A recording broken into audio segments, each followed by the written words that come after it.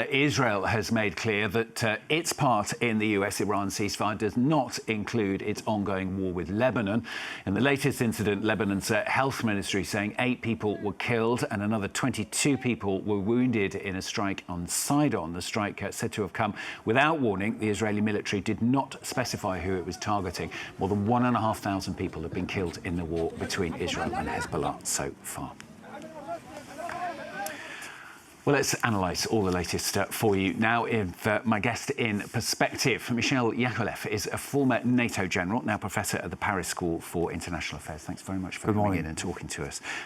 As a military man, first of all, I mean, what is your feeling today? 12 hours ago, there were fears that we were right on the edge of a real escalation in this conflict. Yes, and the fear of a real change in the nature of war, which was, I mean, I read Trump's pronouncements, and it was wanton destruction. Just destruction for the sake of destruction.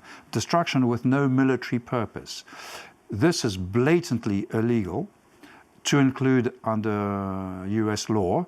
For the military, the Unified Code of Military Justice, UCMJ, the Americans, I've been to the American Staff College, Army Staff College, you have classes on ethics and you are reminded of your oath to the Constitution and of abiding by law and the obligation not to execute a blatantly illegal order, such as in this case, wanton destruction.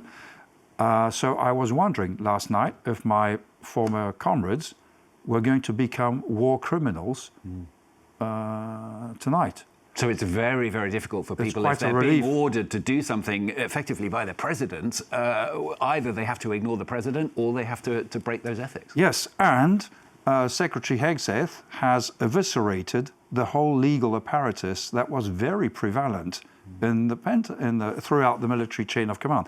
Every serious commander has had a legal advisor who would give him legal advice. After that, you can make your case in court. It's the Ligat doesn't have a veto, but it's a very important voice. Hegseth has deliberately eviscerated the system.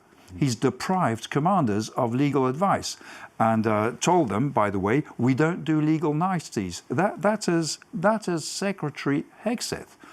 So it means that commanders, I mean, from the generals to the Air Force and US Navy pilots dropping bombs, they were going to become war criminals overnight. Until now, they could make the case that they're targeting military objectives or objectives of the regime and so on.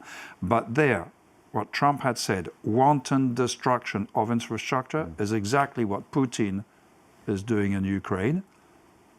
The officers I knew had not been brought up that way. All the control has disappeared, though, hasn't it? I mean, not just within the US, but in other areas as well. I mean, a lot of arguments, people saying that the UN has become completely ineffective nowadays, not just in this conflict, but other conflicts, such as Ukraine. Yes. So there's that, okay, international law doesn't apply anymore. But what I'm saying is that this is US law.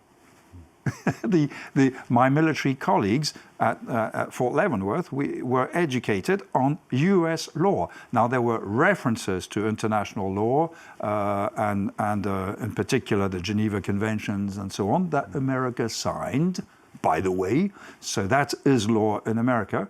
And so, the argument of, international law doesn't apply anymore does not pertain to the specific case of wanton acts of destruction.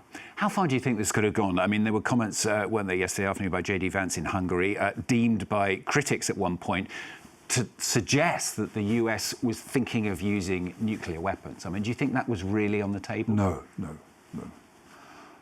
Why not? No, maybe Trump will say, oh, why don't we go nuclear? But no.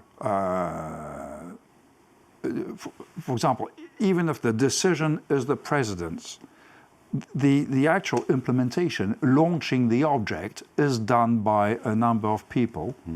And though American military can be taken very far along the road to committing illegal acts, and we've seen that, there, the nuclear thing would have breached a limit.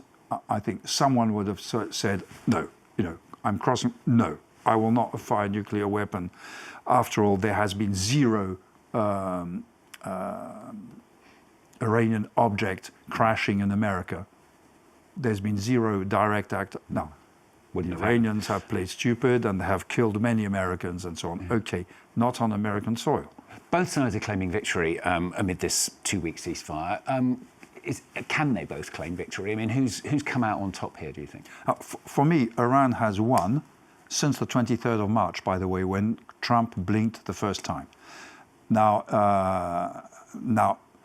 Trump is portraying that as a victory for him. Good for him. He needs to get out of this mess in any case. So if he sells that message to America, then we have a win-win war. Everyone won the war. The hard reality is that Iran is not defeated. Iran has demonstrated that it is a better arsonist than Trump is a fireman. They have set the whole region ablaze until Trump decided to stop. Because not long ago he was saying, we're going to go on shooting until there is peace, and after that there'll be a ceasefire. Well, now he agrees to a ceasefire. And when you see the 10 points presented by the Iranians, basically a surrender of America. I'm not sure that will happen. One thing that will not happen is a resumption of strikes. I don't see Trump being in a position to say in 2 weeks' time, this negotiation is going nowhere, we're starting to strike again. I don't think he can do that, which means that from now on, no US president for the 20 years to come will be able to say, you know what, I've had a brilliant idea, let's do Epic Fury 2. So Iran can just recover?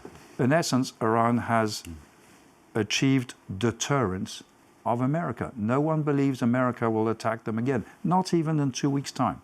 I wanted to raise the comments that you were quoted for a month ago when you said for France to help the US to secure the Strait of Hormuz would be the equivalent of buying cheap tickets to the Titanic. I mean, presumably you stand by that, and maybe the events of the last 24 hours have made it even more solid in your mind?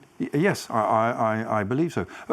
By the way, to clarify things, I would have liked the Iranian regime to fall, for Iran to become a democracy and a nicer neighbor, and to stop playing stupid with Hezbollah in Lebanon and so on. Okay, I'm not crowing about the Iranian victory as if I love it. No, I don't love it. But the hard reality is that that this war was pointless. Trump has never given a serious objective for the military, so it's just destruction. 15,000 targets apparently with the Israelis. Okay, so what?